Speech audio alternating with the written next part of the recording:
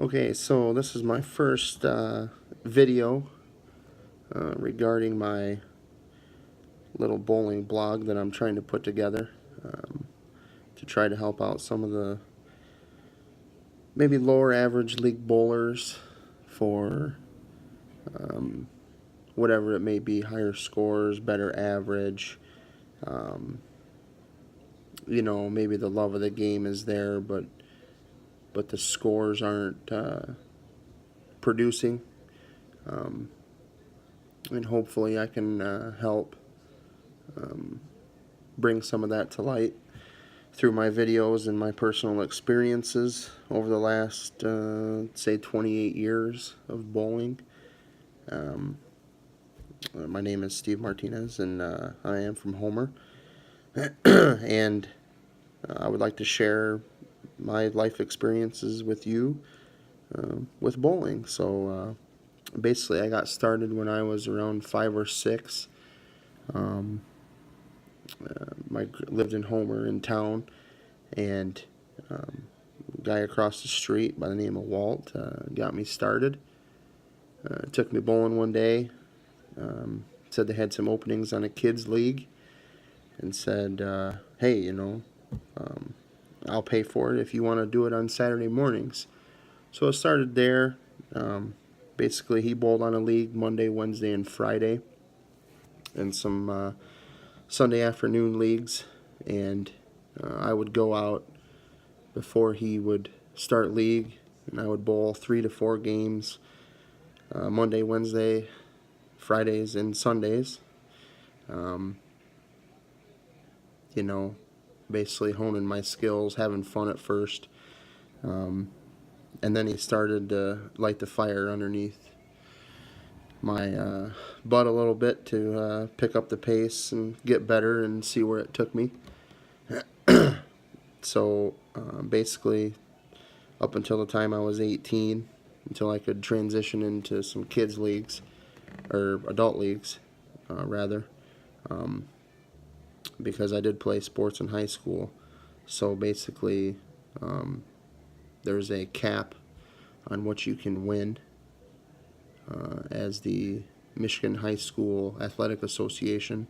It's $50. If you win a tournament over $50, you are then considered a professional and must give up your amateur status, and you are no longer eligible for high school sports.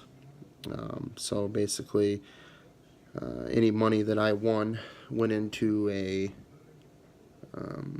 bank account that was not accessible and was meant for scholarship purposes to continue after high school if I chose to go to college. I did have an offer to bowl at Tri-State, which is now Trine. It was a small offer to continue bowling at a much higher level, because we didn't have high school bowling readily accessible when I was in high school. Kind of a bummer there, but I was more wrapped up into baseball and some things. But I ultimately turned down the Tri-State opportunity.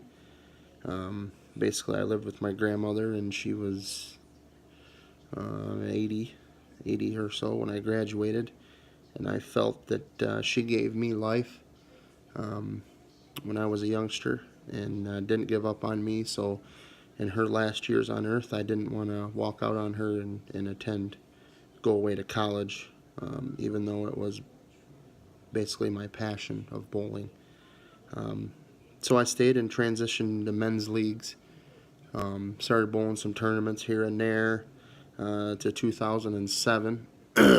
Got up over, the elusive 220 average, or, about there. And Walt thought that it was probably time to take a trip on the wild side as far as the PBA experience goes. And so I became a professional, got my PBA card in 2007, and continued that all the way until 2013, where some life events happened, divorce and whatnot. So I kind of scaled back my PBA involvement since then. I still have my card. I still pay my yearly dues. Just time right now isn't of the essence. So I basically I figured, hey, videos and maybe some blog posts or something of something and some questions from some friends and league bowlers. I could put together a little deal, as I talked about before. But through the PBA, I bowled in Vegas. Went to New York several times, Ohio, Indiana, all over Michigan. Bowled in some regionals there. Never did bowl in a national event, although that is on my goal list to represent my area and that. That'll be down the road when the time is allotted. So basically, I have 3 kids and 2 stepkids and a wife that take up most of my time. I'm sure a lot of you could relate to that. And with their activities, it's put a good strain on my bowling activities, but I still managed to get into several tournaments around, so it's a good balance. And the big thing with bowling on the PBA tour is it's not your typical $80 tournament. It's $80 and you drive 2 hours in a night after work, get home at 11, go to work the next day. It's more than that. Weekend tournaments, 3-4 days, grinding out, pier bowling, 100%, breathing it. I do now, but it's not on that level yet. So basically, through the PBA, you got to have some backing there, whether it's monetary or equipment even. Sponsor type deals. I did develop a thing that I talked to Andy Schneebelt out of Jackson, Michigan. Owns Pro Shop up there, very, very well known equipment driller. And I talked to him, and he helped me develop a little stock program that helped me with a little bit of my backing. And the problem with bowling is a lot of people, you walk up the Storm and they're not going to write you a check for $10,000. They're going to give you balls, shirts, equipment, stuff like that. Unless you get a national staff contract, and then I'm not sure the ins and outs of that, so I don't want to touch on that because I don't really know what I'm talking about there. So anyways, Andy and I developed a stock program where basically I was a stock market. I divided myself up into X amount of stocks, sold them for X amount of dollars a piece, went around, to some of the local businesses and some friends even, and sold, a couple hundred stocks at $25 a piece. And it did help out. I mean, it did have more of a good sensation for the people that were buying the stocks. So basically that helped out. Some of the costs, were soaked up that way. I think that it's a better way than a sponsor, because when you get a sponsor and they write you a check or they give you something to wear that says, hey, Litchfield and Jonesville Lanes, if you wear a shirt that says that on it and you are drinking and you get excessively loud, as I could before, you're representing that person ultimately in that company. And I think some companies say, hey, I don't want this clown representing me because he got pulled over drinking and driving and he's got an L&J shirt on. So the stock deal was, there was no names, there was nothing. It was more of a private deal. so there was no names brought up in it, and I still wore my own shirts, and used some different equipment, but that's about it. So if you're having a problem, getting sponsors and stuff, because like I said, there's not really a lot of money gonna be flown at you, to get into tournaments. It's going to be more of the equipment, the necessities type stuff thrown at you. So basically, in a nutshell, that's my time with the whole PBA stuff. Looking forward to getting back into it later this year. I know there's a couple of dates I got circled on the calendar, time permitting with the children's activities, but I got some dates circled, so we'll see what happens. My accomplishments, I've got 14 300s, 13 800s. Basically, I don't want to talk about my numbers. I would rather talk about somebody else's that are more outstanding than mine, because essentially numbers to me don't matter. I think it's nice to flaunt them at times, but I think flaunting them in the wrong way is a fine line between flaunting and flaunting them in the wrong way. So I don't want to talk about numbers. Basically, if I shoot 300 or 299 like I did last week, I'll throw it out there. But that's basically all I'm going to talk about. My numbers. I'd rather recognize other people. So basically, have some shout outs I want to give. Of course, Walt. He was like my dad. He invested right around $6,500 in just games. I've kept track of that since the time really it started to matter, when I was 18 or 19. Him and I sat down and figured it out one night, and I've always remembered that number. It's an important number to me because that's what he invested into me. And a few years ago, I talked to my wife about giving up bowling, essentially, full time, and going racing. And Walt always told me before he died, he always told me that I invested so much into your bowling that I want you to continue. Even though he would probably support, if I stopped, he would probably support whatever I'd done. But I've come this far to to be the bowler that I am, which I would just say I'm an average bowler. But and I wouldn't want him to give up on me in that way. So I'm not going to give up on what he's put in me. So basically, Walt was the backbone of my bowling for a long time, and my family's been there, my wife and kids, and now 2 stepkids. They enjoy going and watching me pace the lanes back and forth from bowling 150s to bowling 300s and whatnot. My wife goes quite a bit.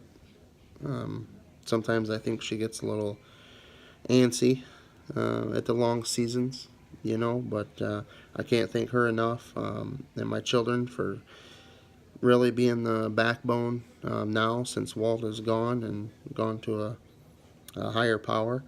And some family members, Carla and Tina, and a lot of other family members, but those 2 stand out in my mind because they call pretty regularly and check on me, my scores and whatnot. See how I'm doing, basically, if I'm holding up in there. Could be better, could be worse.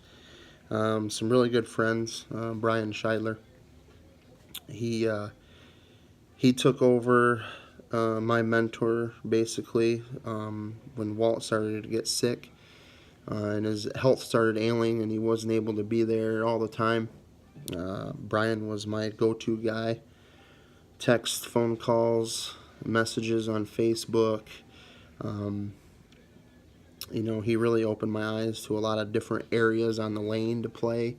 really let me branch out from just the normal down and in house shot, we'll say.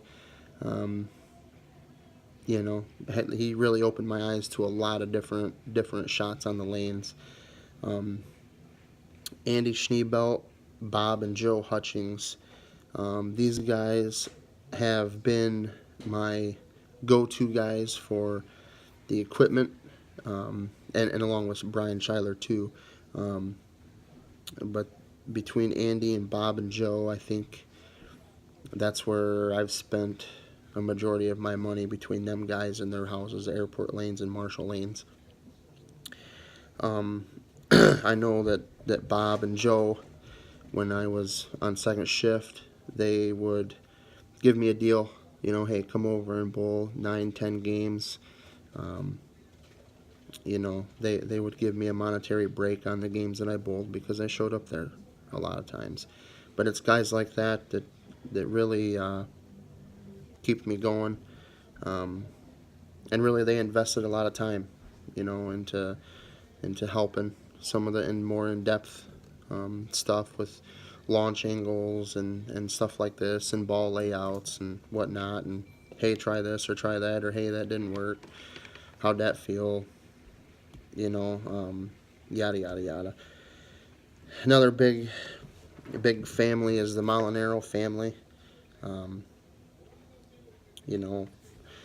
It was Frank, Mark, and Matt for a while, and Frank, he is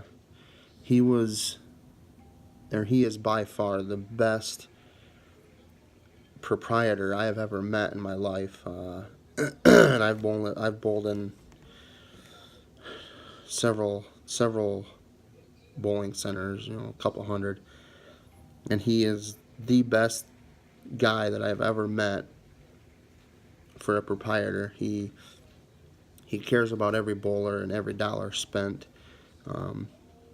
Not saying that other proprietors don't, but I've been around Frank the longest through my bowling tenure, and I think that that's why he sticks out to my mind. But he would appreciate every person that walked in there and left, and he cared about your bowling and your bowling scores, and that means a lot.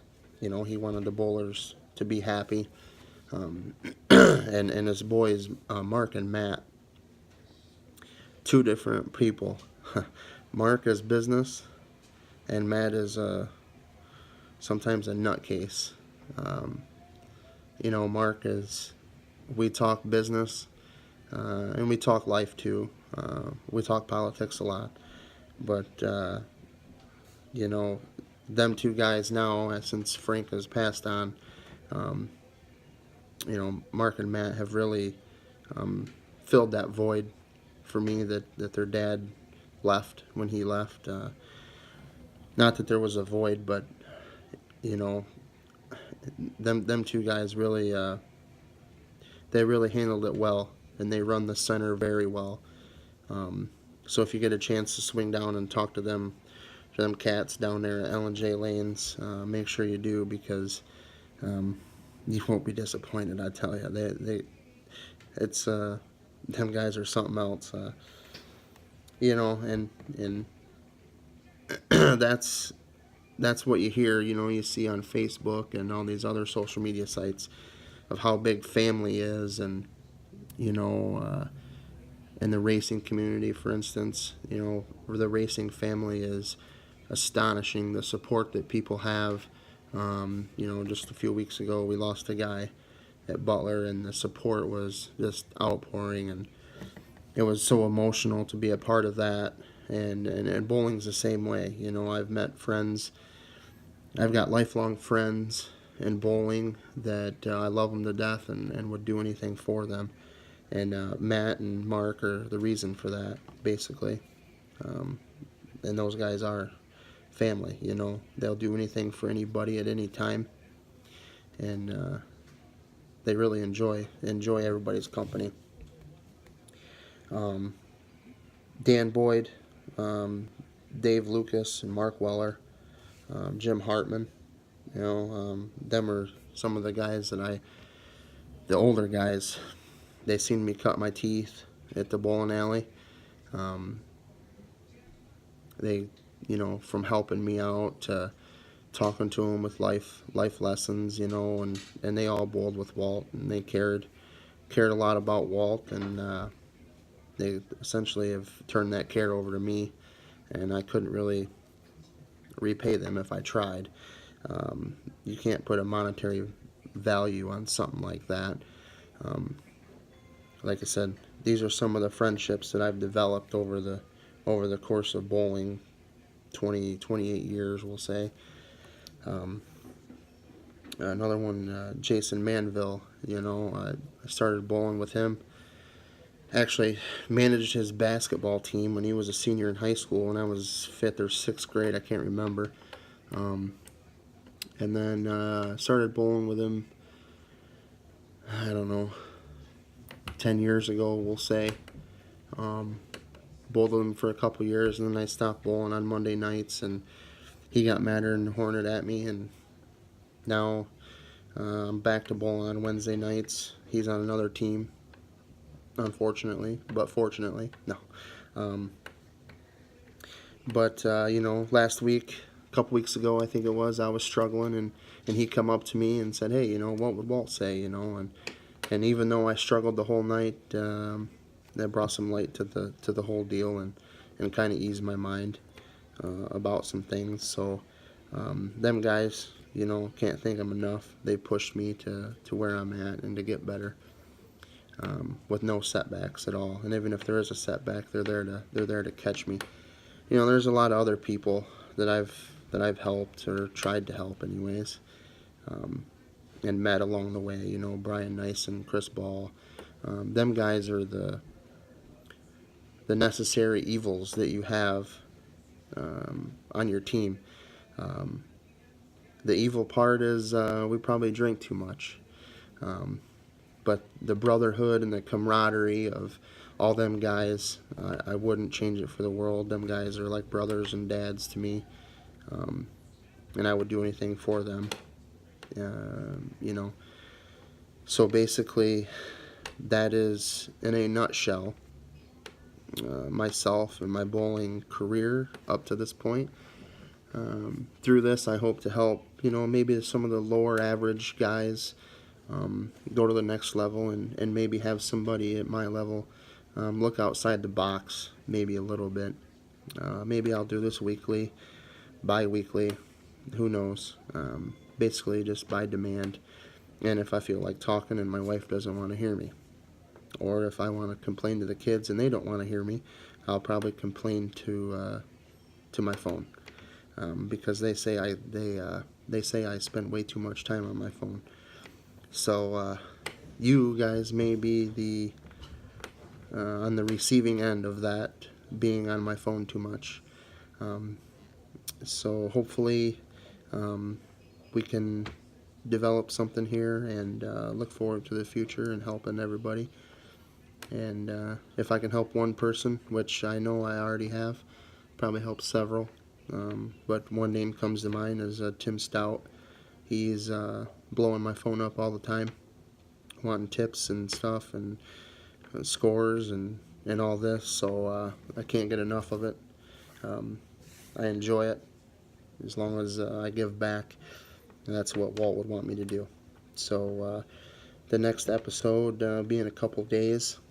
We'll touch on house shot, where to start, equipment, approach, yada yada yada. We'll go all through the bells and whistles. So hopefully you can enjoy it as much as I love talking. So I appreciate it, and look forward to the next one.